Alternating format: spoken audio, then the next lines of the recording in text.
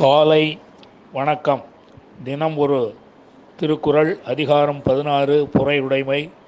குறள் 155.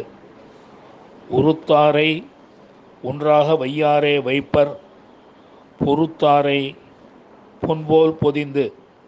மீண்டும், உறுத்தாரை ஒன்றாக வையாரே வைப்பர், பொறுத்தாரை பொன்போல் பொதிந்து.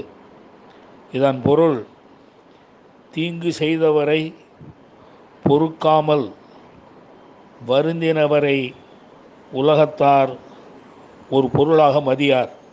ஆனால் பொறுத்தவரை பொன்போல் மனத்துள் வைத்து மதிப்பர். மீண்டும், தீங்கு செய்தவரை பொறுக்காமல் வருந்தினவரை உலகத்தார் ஒரு பொருளாக மதியார்.